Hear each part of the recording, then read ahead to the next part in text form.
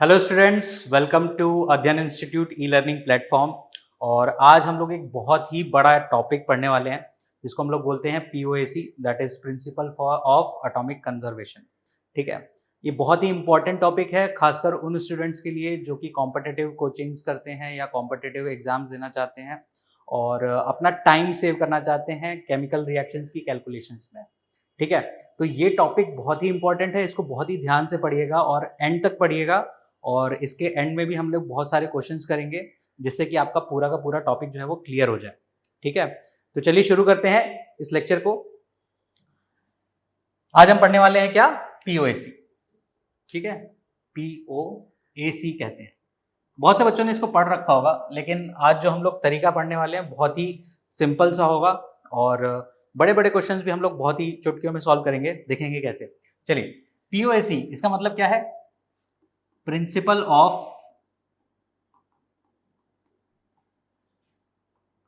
Atomic conservation.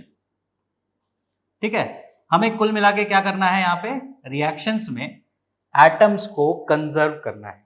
मतलब जितना reactant side है उतना ही हमारा प्रोडक्ट साइड में होना चाहिए। सिंपल सी भाषा है ना? चलिए ये सबसे पहली चीज, बहुत इंपॉर्टेंट चीज है, ये किस पे बेस्ड है? ठीक है, ये बेस्ड है, इट इज बेस्ड ऑन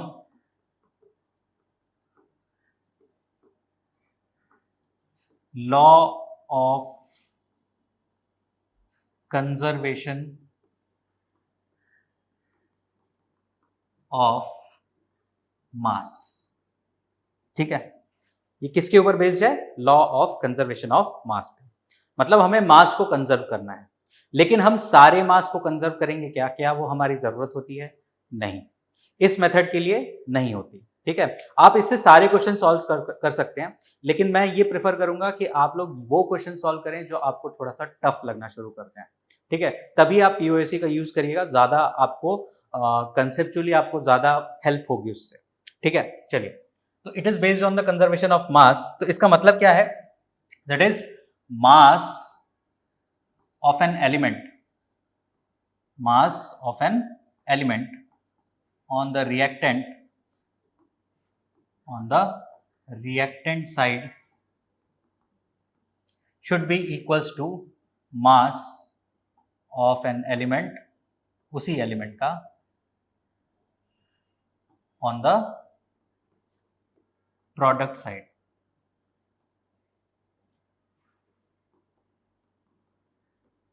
ठीक है, मास जो है वो हमारा बराबर होना चाहिए किसका? किसी भी एक एलिमेंट का, किसी भी एक एलिमेंट का जो कि हम पकड़ के चलेंगे। ठीक है, लेकिन आपको ये बहुत ही ज्यादा ध्यान देना होगा, यहाँ पे इंपॉर्टेंट नोट है ये। ठीक है, इसको नोट करके चलेंगे तभी आप इस मेथड को यूज कर पाएंगे ढंग से, जो कि आपको फायदा दे। नहीं तो आप इस मेथड को लगाते जाएंगे, क्वेश्चन बड़ा होता जाएगा, फिर आप बोलेंगे सर ने तो गलत सिखाया, है ना? नहीं, सर ने गलत नहीं सिखाया। आप हर जगह अगर लगाना शुरू कर देंगे तो वो गलत हो जाएगा। ठीक है, आपको क्वेश्चन में प्रैक्टिस, जितनी ज्यादा आप इस मेथड की प्रैक्टिस करेंगे उतना ज्यादा आपको समझ में आएगा कि किस एलिमेंट के ऊपर मैं लगाऊं पीओएसी, तो मेरा आंसर तुरंत आ जाएगा। ठीक है, तो नोट इंपॉर्टेंट ये है कि it should only be applied, it should only be applied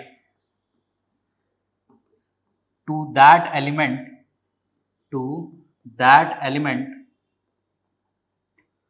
which is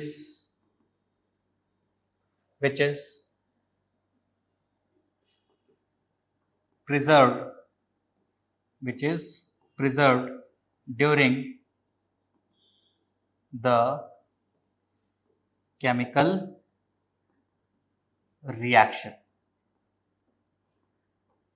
ठीक है, उस केमिकल रिएक्शन के दौरान थ्रू आउट, ठीक है, अगर मल्टी लेवल रिएक्शन भी है, ठीक, तो उसमें फर्स्ट जो रिएक्टेंट है वहां से लेके वो एलिमेंट कंजर्व होते हुए फाइनल स्टेज तक भी वहां वो रहना चाहिए कंजर्व, उसी के ऊपर आप अप्लाई करिएगा। सब पे अप्लाई करना शुरू मत कर दीजिएगा। ठीक है, तो ये बहुत ही इंपॉर्टेंट चीज है, बहुत ही इंपॉर्टेंट चीज है। यही आपको ध्यान में रख के इस मेथड को अप्लाई करना सीखना है। ठीक है, पहली चीज तो ये हो गई। चलिए, फिर क्या होता है? अब देखिए, मैं इसको भी लिख देता हूं, ठीक है, कि ये भी याद रखिएगा कि जितने भी एटम्स होते हैं किसी भी केमिकल रिएक्शन में, जितने भी एटम्स होंगे, all the atoms are conserved during a chemical reaction. ठीक है, किसी भी केमिकल रिएक्शन के दौरान सारे एलिमेंट्स, सारे एटम्स जो होते हैं वो कंजर्व होते हैं, लेकिन क्या हमें सबसे मतलब होता है? नहीं। ठीक है, however we choose only that atom, या अगर मुझे कई बार लगाना पड़े तो एटम्स हो जाएगा, 2 बार लगाना पड़ सकता है कभी कभी। ठीक है, however we choose only that atoms which give easier equation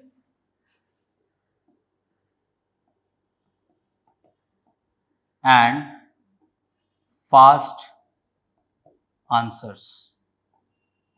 ठीक है, हमें कहाँ अप्लाई करना है? तो सिर्फ उन्हीं एलिमेंट या उन्हीं एटम पे लगना है जहां पे वो हमें क्या दें? इजियर इक्वेशन दें या फिर फास्ट आंसर दें। ठीक है, क्लियर है? अच्छा, इसका यूज क्या है, मतलब फायदा क्या है? क्यों यूज करूं सर मैं, है ना? मैं तो मोल कॉन्सेप्ट पढ़ के खुश हूं। एक केमिकल रिएक्शन लिया, उसको बैलेंस किया, उससे सॉल्व कर दिया, जैसे कि मैंने सिखा रखा है ना? लेकिन इसका यूज क्या है? It is useful for multi-step reactions,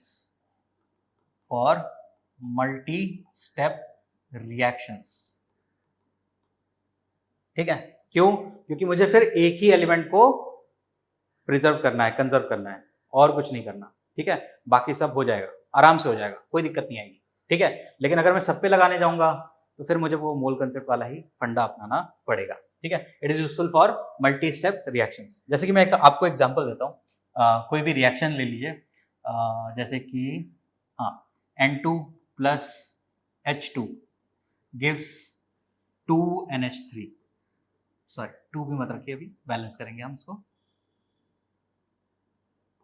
NH3। ठीक है, तो अगर मैं मोल कंसेप्ट के फॉर्मूले से जाऊं तो सबसे पहला मेरा काम क्या होता है कि भैया हमें इसको बैलेंस करना पड़ेगा, है ना? तो ये 2 है, यहाँ पे 2 लगा देते हैं। ठीक है, ये 3 है, 2 हो गया, तो 3H2 हो गया। इसको मुझे बैलेंस करना पड़ेगा, और मैं यहाँ पे लिखूंगा कि ये 1 मोल है, ये 3 मोल है, ये दोनों रिएक्ट करके क्या बनाते हैं? 2 मोल NH3 बनाते हैं। ठीक है, सिमिलरली अगर मैं दूसरा एग्जाम्पल लूँ, जैसे कि C5H12 प्लस O2, कंबशन करा दूं मैं पेंटेन का। ठीक है, तो क्या बनाएगा? CO2 plus H2O। ठीक है, चलिए C5 है तो यहाँ पे 5CO2 होना चाहिए। ठीक, H12 है तो यहाँ पे 6 वो होना चाहिए। ठीक है, अब यहाँ पे देखिए 10 हो गया और 6 हो गया, तो 16 हो गया, तो मुझे 8 O2 लगेगा, तो ये बैलेंस होगा। इसका मतलब क्या है? इसका अगर मैं 1 मोल लूं तो मुझे यहाँ पे 8 मोल ऑक्सीजन लेना पड़ेगा। ठीक है, और फिर 5 मोल CO2 लेना पड़ेगा और 6 मोल H2O लेना पड़ेगा। ठीक है, मतलब 1 मोल C5H12 रिएक्ट करेगा 8 मोल ऑक्सीजन से, तो वो 5 मोल CO2 बनाएगा और 6 मोल H2 बनाएगा। ठीक है, अब अगर यही चीज मल्टी स्टेप में होती, ठीक है, ऐसे 4-5 रिएक्शन इसी को कंटिन्यू करते हुए मैं लिख देता, तो आप कितना कंजर्व करते हुए जाते, कितने बार इसको, यहाँ पे 5 मोल है, यहाँ पे इससे फिर 4 मोल निकला, फिर 2 मोल निकला, फिर उससे 15 मोल बन गया, तो इतना कैलकुलेशन तो आप कर नहीं सकते, है ना? बहुत ही लेंदी हो जाएगा। तो इस केसेस में हम क्या करते हैं? इस केसेस में, ऐसे केसेस में हम लोग POAC को यूज करते हैं। ठीक है, तो POAC का क्या था फंडा? बेसिक फंडा क्या था? हमने सीख लिया है, हमने ये सीख लिया है क्या करना है हमें? कंजर्व करना है। क्या कंजर्व करना है? Mass of an element on the reactant side is equals to mass of an element on the product side. Simple सी चीज है ना? तो मास हमने मोल कंसेप्ट में पढ़ा था, मोल कंसेप्ट में पढ़ा था, नंबर ऑफ मोल का फॉर्मूला क्या होता है? Given mass upon molar mass, यही होता है। ठीक है ना, क्लियर है। तो अगर मैं बोलूं कि मुझे नंबर ऑफ मोल पता चल गया, ठीक है, और मोलर मास पता चल गया, तो क्या मैं गिवन मास निकाल सकता हूं? जी हाँ, बिल्कुल निकाल सकता हूं। ठीक है, तो मुझे क्या करना है, नंबर ऑफ एटम्स को कंजर्व करना है ना, नंबर ऑफ एटम्स को कंजर्व करना है। अब नंबर ऑफ एटम्स को हम कंजर्व कैसे करते हैं वो देखते हैं। ठीक है, पीओएसी लगाने के टाइम हम स्टोइकियोमेट्रिक कोएफिशिएंट्स यूज नहीं करेंगे, हम इक्वेशंस को बैलेंस नहीं करेंगे। चलिए देखते हैं कैसे लगाते हैं। फिर से वही रिएक्शन लिख लेते हैं तो आपको ज्यादा समझ में आएगा। N2 plus H2 gives NH3। ठीक है, अब मैं इसमें पीओएसी अप्लाई करने वाला हूं, ध्यान से देखिएगा कैसे होता है। ठीक है, POAC applying POAC for element के लिए लगता है, ये किसी मॉलिक्यूल के लिए मत लगाइएगा। ठीक है, फॉर नाइट्रोजन। ठीक है, पहले हम नाइट्रोजन के लिए लगाते हैं। ठीक है, तो रिएक्टेंट साइड में क्या है हमारा, N2 है, प्रोडक्ट साइड में हमारा क्या है, NH3 है। इसको हम बैलेंस कैसे करें? ठीक है, तो देखिए N का कितना मोल है यहाँ पे, जल्दी बताइए, N का कितना मोल है यहाँ पे पूरे में, N2 का नहीं, N का, तो यहाँ पे क्या लिखा है 2। ठीक है, तो जो नंबर है उसका वो हम इसको ऐसे लिखेंगे, इनटू क्या है, ये कंपाउंड क्या है, N2 है, into moles of N2। Clear? ये किसके बराबर होना चाहिए, ये किसके बराबर होना चाहिए, प्रोडक्ट साइड के। तो प्रोडक्ट साइड में क्या है, NH3 है। क्या NH3 में N का एक ही मोल है, पूरे मॉलिक्यूल में N का कितना मोल है, एक मोल है, तो 1 इनटू क्या है compound, NH3, moles of NH3। ठीक है, क्लियर, आया समझ में? ठीक है, 2 into moles of N2 is equals to 1 into moles of NH3। Similarly अगर मैं अप्लाई करूं किसके लिए, हाइड्रोजन के लिए, अप्लाइंग POAC फॉर हाइड्रोजन। ठीक है, अगेन एटम के लिए अप्लाई करेंगे, मॉलिक्यूल के लिए अप्लाई नहीं करेंगे। ठीक है, चलिए, तो यहां पे H2 है, हम किसके लिए लगा रहे हैं, H के लिए। ठीक है, तो इस H2 में H का कितना मोल है, 2, तो 2 इंटू मोल्स ऑफ H2। ठीक है, इज इक्वल्स टू यहां पे कितना मोल है, हाइड्रोजन का कितना मोल है, 3, तो 3 into moles of NH3। Clear हुआ मेरी बात? ये रिएक्टेंट साइड है, ये प्रोडक्ट साइड है, दोनों को मैंने कंजर्व कर दिया। ठीक है, कैसे आया, आप सब सीधा सीधा समझ रहे हैं, N के लिए करना है ना, N के लिए करना है, तो कितने एटम्स होंगे उसमें, भैया एक में कितना है, 2। ठीक है, 2 इंटू जितना नंबर ऑफ मोल्स होंगे N2 के, उतने ही तो एटम होंगे नाइट्रोजन के।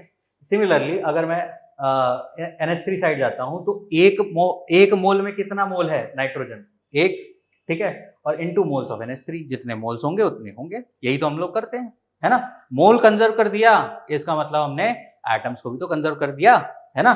चलिए, तो इस तरह से हम लोग अप्लाई करते हैं। चलिए एक एग्जांपल और ले लीजिए, एक एग्जांपल और ले लीजिए।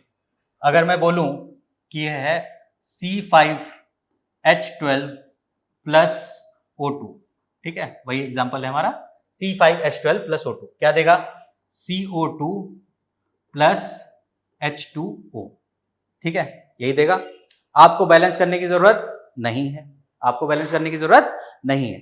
चलिए 2 मिनट के लिए पॉज करिए, ध्यान से अभी तक आपने जो पढ़ा है उसको थोड़ा सा अप्लाई करिए और देखिए एक बार पीओएसी खुद से लगा के। पॉज करिए, अप्लाई करिए, फिर मैं बताता हूं।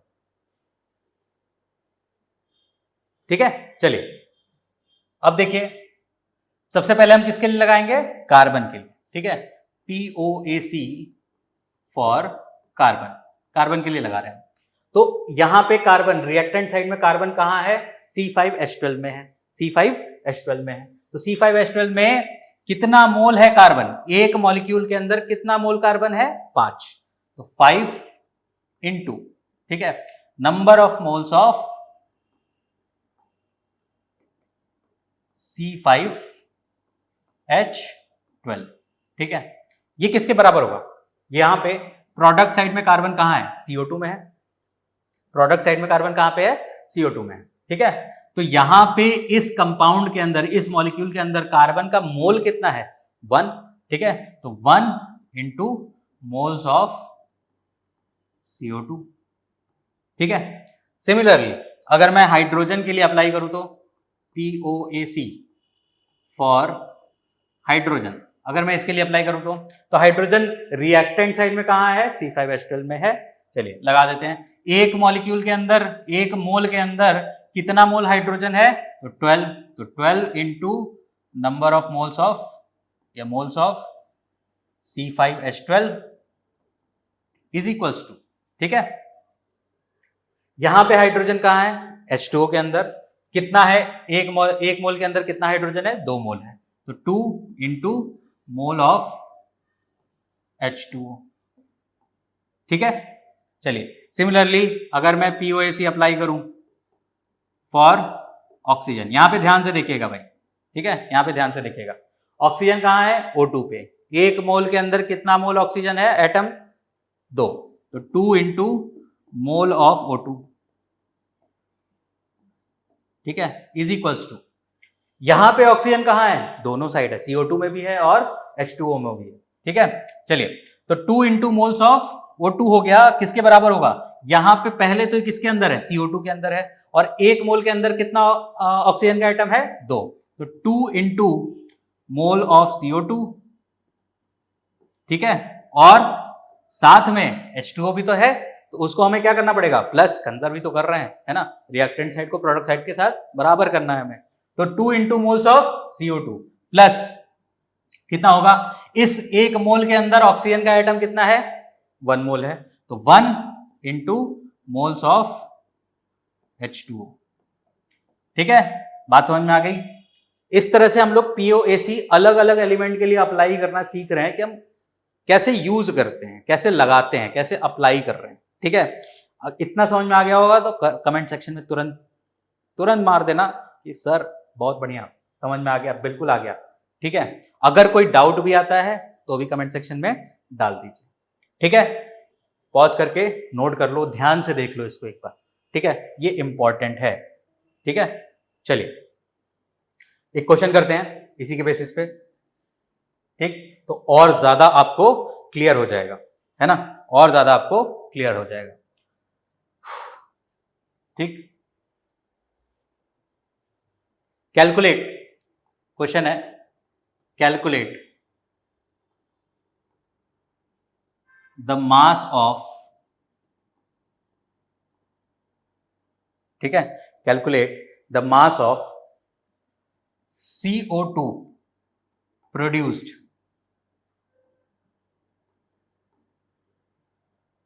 during combustion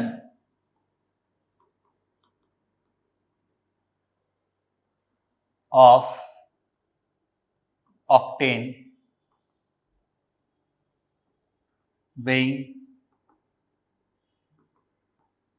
570 ग्राम्स, ठीक है। हमें क्या निकालना है? CO2 कितना प्रोड्यूस होगा अगर मैं 570 ग्राम्स ऑक्टेन को कंबस्ट करूं तो कंबशन क्या होता है? O2 के साथ रिएक्शन। कंबशन क्या होता है? O2 के साथ रिएक्शन। तो किसका कराना है? ऑक्टेन का। ऑक्टेन क्या होता है बेटा? C8H18, यही होता है ऑक्टेन, है ना। आपने अल्केन अल्काइन पढ़ा होगा, उसमें आपने देखा होगा कि ऑक्टेन का फॉर्मूला हम इस तरह से निकालेंगे। चलिए इसको हमें कंबस्ट करना है तो हम क्या करेंगे? O2 के साथ रिएक्ट करा देंगे, O2 के साथ रिएक्ट कराएंगे। चलिए ये क्या है? अल्केन है। ऑक्सीजन के साथ रिएक्ट करेगा तो क्या बनाएगा? ये बनाएगा हमारा CO2 प्लस H2O। अगेन अब हमें यहाँ पे बैलेंस करने की जरूरत नहीं है, हमें कुछ भी बैलेंस नहीं करना है, ठीक है। चलिए अब हमसे पूछा क्या है? CO2 का मास पूछा है, ठीक है ना। हमसे क्या पूछा है? CO2 का। तो हमें किस पे फोकस करना है? CO2। अब यहां पे क्या है? देखिए कैलकुलेशन क्या क्या हो सकती है। हम किसको कंजर्व करा सकते हैं? हम कार्बन को कंजर्व करा सकते हैं, हम ऑक्सीजन को कंजर्व करा सकते हैं, मानते हैं कि नहीं मानते हैं? आप इक्वेशन लिख सकते हैं दोनों के लिए, है ना, दोनों के लिए आप इक्वेशंस लिख सकते हैं। अभी अभी आपने थोड़ी देर पहले सीखा है किस तरह से करना है, ठीक है। चलिए, तो अब हम यूज कौन सी करें वो इक्वेशन, वो हमारे लिए बहुत ज्यादा इंपॉर्टेंट है, ठीक है। अगर मैं ऑक्सीजन के लिए, ध्यान से देखिए, अगर मैं ऑक्सीजन के लिए करूंगा तो मुझे रिएक्टेंट साइड में तो एक है, लेकिन मुझे प्रोडक्ट साइड में दो चीजें मिल जाएंगी, तो मेरी कैलकुलेशन क्या हो जाएगी, बढ़ जाएगी। और हमें आंसर क्या निकालना है, जल्दी निकालना है। तो जल्दी निकालने के लिए मुझे इक्वेशन बड़ी करनी चाहिए कि छोटी करनी चाहिए? ऑब्वियस सी बात है कि मुझे छोटी चाहिए, ठीक है। तो छोटी किससे बनेगी? अगर मैं कार्बन को कंजर्व कर दूं, अगर मैं सिर्फ और सिर्फ कार्बन को कंजर्व कर दूं, तो दोनों तरफ एक एक ही है, तो इजीली हमारा कंजर्व भी हो जाएगा और तुरंत आंसर भी निकल आएगा। चलिए कंजर्व करते हैं किसको? अप्लाइंग POAC फॉर कार्बन, ठीक है। कार्बन को मैं क्या कर रहा हूं? कंजर्व कर रहा हूं, ठीक है। चलिए शुरू करते हैं। क्या होगा यहां पे? 8 मोल है क्या इस कंपाउंड के अंदर? इसके 1 मोल अगर लूं तो इसके अंदर 8 मोल कार्बन एटम है, बिल्कुल है सर। तो 8 इंटू मोल्स ऑफ C8H18, क्या ये सही है? ठीक है, किसके बराबर होगा? Is equals to carbon dioxide के अंदर कार्बन का मोल कितना है? 1, तो 1 इंटू मोल्स ऑफ CO2। आई बात समझ में? ठीक है, सिंपल सी चीज है। चलिए अब हम इसमें वैल्यूज रखते हैं, इस इक्वेशन में हम लोग क्या करते हैं? वैल्यूज रखना शुरू करते हैं। तो 8, अब क्या मैंने आपको मोल का फॉर्मूला बता रखा है? Given mass upon molar mass. क्या होता है? Given mass upon molar mass. Given mass कितना है? 570 ग्राम्स है, ठीक है। तो 570 डिवाइडेड बाई, अब C8H18 का अगर आप मोलर मास निकालेंगे, ठीक है, तो कार्बन का कितना होता है? 12 8 जा 96, है ना, 96 होगा प्लस 18 कितना हुआ? 114, ठीक है, 114 इज इक्वल्स टू, ये पार्ट हो गया, 8 इंटू मोल्स ऑफ C8H18 हमने निकाल लिया है, ठीक है। 1 इंटू, हमसे क्या पूछा है? कैलकुलेट द मास, ठीक है। चलिए तो यहां पे मास हम लोग ले लेते हैं W, ठीक है, डिवाइडेड बाई मोलर मास कितना होगा? 44। कार्बन डाइऑक्साइड का अभी तक तो आपको रट गया होगा कि कार्बन डाइऑक्साइड का कितना होता है? 44 होता है, ठीक है। तो यहां पे अगर आप सॉल्व करेंगे तो दिस विल बी 5 टाइम्स, ठीक है, तो ये हो जाएगा 40। तो 40 into 44 is equals to W। तो अगर आप W की वैल्यू निकालेंगे तो वो 1760 ग्राम आएगी, ठीक है। ये हमारा आंसर आ गया, ठीक है, क्लियर। इस तरह से देखिए कितनी जल्दी हम लोग ने आंसर निकाल लिया। अगर आप क्या करते, आप इसमें मोल कंसेप्ट का फॉर्मूला लगाना शुरू करते, कंसेप्ट लगाना शुरू करते, तो पहले इस रिएक्शन को बैलेंस करते, फिर बोलते कि इतने से इतना ग्राम बनता है तो इतने से कितना ग्राम बनेगा, सिंपल, ठीक है, क्लियर हो गया, आंसर तुरंत निकल आया, ठीक। अब कुछ भी करने की जरूरत नहीं है, ठीक। तो ये तो सिंपल सा एक क्वेश्चन था जिसमें हमने POAC अप्लाई किया, ठीक है। अब देखते हैं हम लोग कि एक टफ क्वेश्चन में, एक बड़े से क्वेश्चन में हम लोग कैसे उसको यूज कर सकते हैं, ठीक है। चलिए देखिए ये क्वेश्चन लिखा हुआ है, थोड़ा ध्यान से पढ़िएगा, डरिएगा मत, ठीक है। जितना बड़ा क्वेश्चन है उससे छोटा हमारा सॉल्यूशन है। चलिए, in a gravimetric determination of phosphorus an aqueous solution of NaH2PO4 is treated with a mixture of ammonium and magnesium ions to precipitate magnesium ammonium phosphate MgNH4PO6.6H2O. This is heated and decomposed to magnesium pyrophosphate Mg2P2O7, which is weighed. A solution of NaH2PO4 yielded 1.054 gram of Mg2P2O7. What weight of NaH2PO4 was present originally? ठीक है। अब ऐसे questions में तो हमें POAC का ही सहारा है, हम मोल कंसेप्ट का सहारा नहीं ले सकते। क्यों? क्योंकि यहाँ पे बीच के रिएक्शंस हमारे मिसिंग हैं, है ना। प्लस हम ऐसे रिएक्शंस, ऐसे कंपाउंड्स को हम बैलेंस करने जाएंगे तो हमारा आधा टाइम तो ऐसे ही चला जाएगा, है ना। तो इसके लिए हम लोग क्या करेंगे, पहले इस क्वेश्चन को अब और ध्यान से देखते हैं। क्या था पहले हमारा डिटर्मिनेशन? फास्फोरस का था, ठीक है। तो हमें सिंपल सा क्वेश्चन में बता दिया है कि कंजर्व किसको करना है? फास्फोरस को, ठीक है, और किसी को कंजर्व नहीं करना है। तो एक एक्वस सॉल्यूशन लिया गया किसका, NaH2PO4 का, किसका लिया गया, NaH2PO4 का, उसको ट्रीट किया गया, XYZ सबसे ट्रीट किया गया, तो ये बन गया, इसकी भी जरूरत नहीं है, इसको भी हीट कर दिया, डिकम्पोज कर दिया, मैग्नीशियम पायरोफॉस्फेट बना दिया, अब हमें क्या चाहिए, ये चाहिए, ठीक है। तो कुल मिला के रिएक्शन क्या है हमारा, सीधा सीधा हम लोग लिखेंगे, ठीक है, POAC का यही फायदा है, मल्टी स्टेप रिएक्शन को स्किप कर दो, ठीक है। क्या होगा, NaH2PO4, ये कंपाउंड दिया गया था हमें, इससे क्या बना है, लास्ट में क्या बना है, Mg2P2O7, ये बना है हमारा, ठीक है, सिंपल है, सिंपल सा है, ठीक है। चलिए अब हमें क्या मिला है इसका, 1.054 ग्राम, ठीक है, हमसे पूछा है कि ये कितना होगा, सिंपल सी चीज है, ठीक है। और क्वेश्चन में हमें पहले ही बता दिया है कि फास्फोरस को हमें कंजर्व करना है, बहुत आसान चीज होगी, ठीक है। चलिए देखते हैं कैसे होगा, ठीक है। तो हमारे पास क्या था, NaH2PO4, ठीक है, इससे क्या बना है, Mg2P2O7, तो हम क्या करेंगे, कंजर्व कर देंगे, किसको, कंजर्विंग फास्फोरस, यानी कि अप्लाइंग POAC ऑन फास्फोरस। तो यहां पे इस मॉलिक्यूल के अंदर अगर मैं इसका 1 मोल लूं तो इसमें फास्फोरस कितना मोल है, 1 मोल है, ठीक है। तो 1 into मोल्स ऑफ